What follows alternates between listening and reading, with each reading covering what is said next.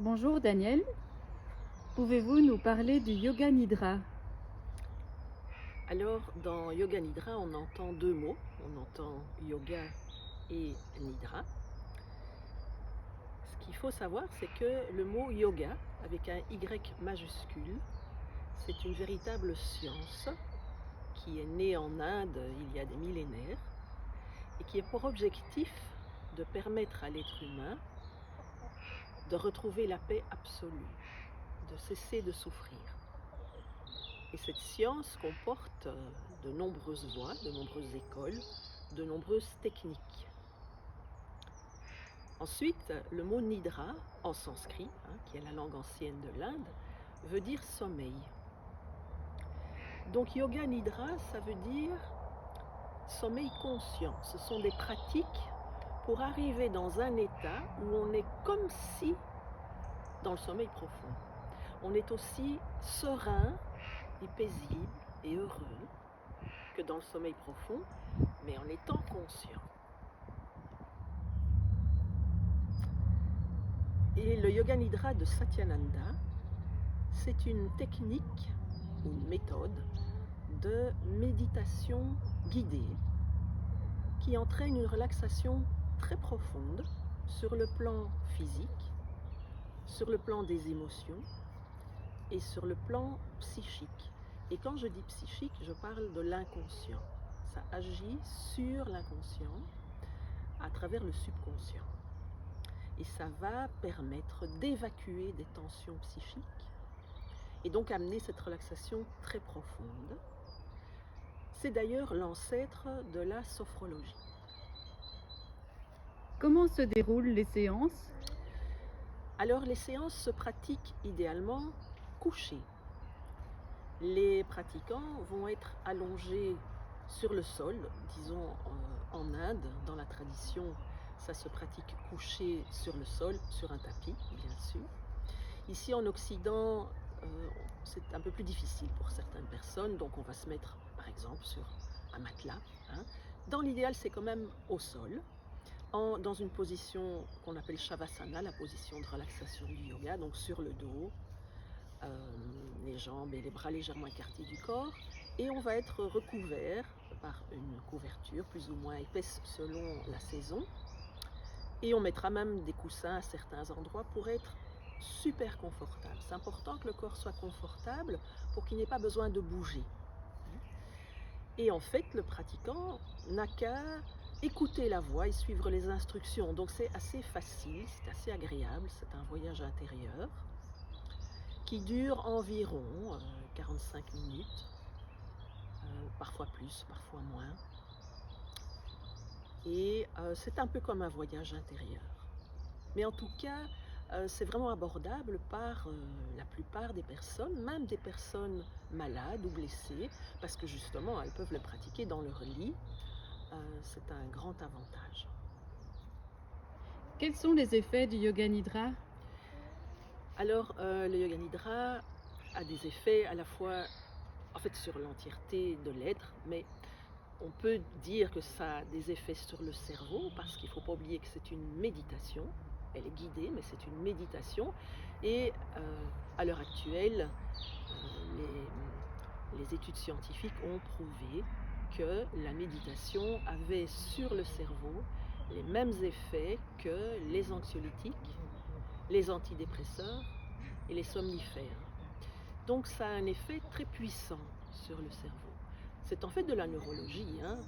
On va activer certaines zones du cerveau, en désactiver d'autres, tant et si bien que une relaxation va s'installer au niveau du cerveau, si on peut le dire ainsi. Ça va également avoir un effet sur le corps physique, parce que le pratiquant va se retrouver dans une zone entre la veille et le sommeil. Et il faut savoir que quand le cerveau fonctionne, il émet des ondes. Quand le cerveau est très agité, les ondes sont longues et puissantes. Quand le cerveau est calme, comme dans le sommeil profond, les ondes sont très faibles et très courtes. Ce sont ces ondes-là qu'on mesure par électroencéphalogramme. Eh bien, Yoga Nidra de Satyananda est censé vous amener sur cette limite entre la veille et le sommeil. C'est plutôt une zone qu'une limite, hein. Et quand le cerveau se trouve là, hein, quand le pratiquant se trouve là, son cerveau émet des ondes alpha. Les ondes alpha, ce sont les ondes de la méditation, où on est déjà dans un état, on peut dire un état modifié de conscience, mais ce qu'il faut savoir, qui est très intéressant à savoir, c'est que quand le cerveau émet des ondes alpha, le corps en profite pour se réparer. C'est-à-dire qu'il n'y a plus d'énergie qui est perdue à toute cette agitation mentale. Le cerveau est calme et donc on peut dire que l'énergie va être consacrée à réparer dans le corps ce qui doit être réparé. Et là, ça peut être le système nerveux, d'ailleurs c'est souvent et surtout le système nerveux, mais aussi, par exemple, la cicatrisation et autres, hein. Donc c'est pour ça qu'on dit du Yoga Nidra qu'il est extrêmement réparateur et régénérateur sur le plan physique et psychique. Vous le proposez à des fins thérapeutiques? Oui, tout à fait. Le Yoga Nidra de Satyananda est vraiment utile pour soulager et aider les personnes en phase de maladie.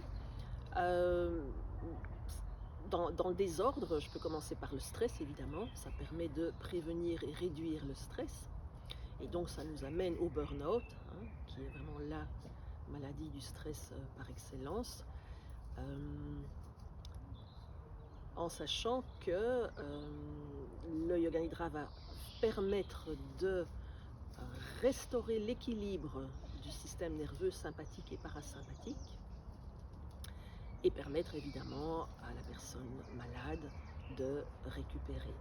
Ça m'amène à la maladie suivante qui est le cancer.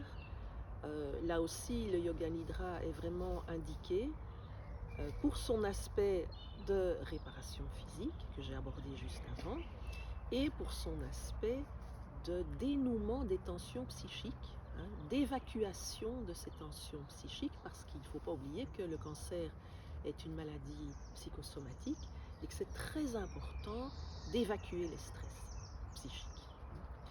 Alors, on peut aussi l'utiliser en cas d'addiction et dans les autres maladies psychosomatiques. Et last but not least, en cas de trouble du sommeil. Il ne faut pas oublier que le Yoga Nidra, c'est le yoga du sommeil conscient. Donc c'est un outil exceptionnel pour soulager les troubles du sommeil. Vous avez mis au point un programme spécial sommeil? Oui, j'ai mis au point un programme spécial sommeil qui a vraiment fait ses preuves ces dernières années et qui aide la plupart des personnes qui l'ont entrepris à soulager leurs troubles du sommeil. Le Yoga Nidra permet de rééduquer le processus d'endormissement. Il ralentit l'activité cérébrale et il va permettre de s'endormir facilement ou de se rendormir facilement en cas de réveil au milieu de la nuit. Donc, oui, ce qu'il faut savoir aussi, et ce qui est très important, c'est qu'un cycle de Yoga Nidra qui dure à peu près 45 minutes est équivalent à un cycle de sommeil normal qui dure 90 minutes. Alors je dis équivalent en termes de réparation et de régénération. C'est difficile à croire et pourtant c'est vrai. Évidemment, on n'est pas dans le sommeil profond et c'est justement en ne dormant pas qu'on va encore mieux récupérer. Les yogis en Inde dorment très peu. Pourquoi? Parce qu'ils sont toute la journée dans cet état psychique avec un cerveau qui fonctionne d'une certaine manière, très différente de la manière dont le cerveau des Occidentaux fonctionne. Donc ils sont relaxés toute la journée, ils sont reposés, ce qui veut dire qu'ils ont besoin de dormir beaucoup moins. Donc Yoga Nidra peut aider bien sûr à s'endormir et à se rendormir, mais il peut aussi remplacer un cycle de sommeil. Et ça, c'est vraiment une bonne nouvelle, parce que si pendant la nuit, on essaie de se rendormir et que ça ne marche pas, à la limite, quand ça arrive, ce qui est rare, mais ça peut arriver bien sûr, je prétends pas que ça marche 10 fois sur 10, mais lorsqu'on ne s'est pas rendormi, à la fin de la séance, parce qu'on travaille avec un audio hein, dans son lit, quand on ne s'est pas rendormi, on se dit, bah, de toute façon, là, j'ai fait mon cycle de sommeil, donc j'ai récupéré. Et ça permet d'aborder beaucoup plus calmement la suite de la nuit. Pouvez-vous nous dire comment se déroule ce programme? Oui, le programme spécial sommeil individuel se déroule en 3 temps. Il y aura 3 séances minimum, parce qu'on va aller du plus grossier, si je puis dire, au plus subtil. Je parle surtout des respirations. Dans Yoga Nidra, il y a des exercices de respiration qui sont très importants et qui vont calmer la respiration et même pouvoir permettre un rééquilibrage du système nerveux sympathique et parasympathique. Donc, comment ça se déroule exactement? Avant la première séance, j'envoie à la personne un questionnaire à remplir. Elle l'amène ou elle me l'envoie avant la séance. Et la première séance va durer 2 heures. Durant la première heure, nous allons observer ensemble, faire le point de la situation physique et psychique de la personne et fixer son objectif. Et puis je vais lui expliquer ce qu'est le Yoga Nidra, comment ça va l'aider, comment va se dérouler la séance. Et ça prend à peu près 1 heure. Ensuite, il y a la séance de Yoga Nidra elle-même, pour laquelle il faut aussi compter 1 heure. C'est important que ce soit individuel parce que pour chaque personne, il y a le rythme qui va faire qu'elle va s'endormir ou pas, qu'elle va se détendre ou pas. Voilà. Et là, dans cette première séance, on fait des exercices simples, c'est un moment de découverte. La séance est enregistrée et la personne repart avec son audio elle va pratiquer chez elle jusqu'à la séance suivante, la deuxième séance qui aura lieu 2, 3 ou 4 semaines après, pas plus, il ne faut pas non plus trop de temps entre les 2 séances, mais il faut au moins 1 semaine entre les deux. Entre les 2 séances, la personne va pratiquer chez elle avec l'audio, et puis elle revient, et là, ça ne dure plus qu'1 heure et demie. La première demi-heure, on fait le point de sa pratique à domicile, et on voit si elle a des difficultés ou des questions. Et puis aura lieu la deuxième séance avec des exercices de respiration un petit peu plus sophistiqués, un petit peu plus subtils. Et on va un petit peu plus loin dans les profondeurs. Et puis également la séance est enregistrée. La personne repart avec son audio pour travailler à domicile. Et elle revient pour la troisième séance. Et là aussi ça dure 90 minutes, 90 minutes. La première demi-heure, c'est encore une fois mise au point, questions, etc. Et puis l'heure suivante, c'est la séance de Yoga Nidra elle-même avec la fameuse respiration que j'appelle l'arme fatale pour se rendormir la nuit, parce qu'elle est quand même assez puissante. Et donc, si la personne suit correctement ce programme, après 3 séances, elle aura en main 3 audios, elle peut même en avoir plus, je peux lui en fournir d'autres. Et elle a en main les outils pour soulager ses troubles du sommeil, peu importe qu'elle ait des problèmes à l'endormissement, ou qu'elle se réveille la nuit et qu'elle ait des problèmes à se rendormir, ou qu'elle se réveille trop tôt le matin. Enfin voilà, elle saura comment et quand utiliser ces séances, parce qu'on peut aussi, en faisant des séances de jour, soulager les troubles du sommeil. Mais tout ça est expliqué évidemment dans les séances. Ceci étant dit, il y a également des programmes spéciaux sommeil en groupe. Et ça, voilà, ça se trouve sur mon site internet. Et le proposez-vous alors uniquement à des fins thérapeutiques? Non, pas seulement. Il y a des personnes qui viennent parce qu'elles trouvent ça formidable de sentir cette détente aussi profonde et qu'elles adorent ça.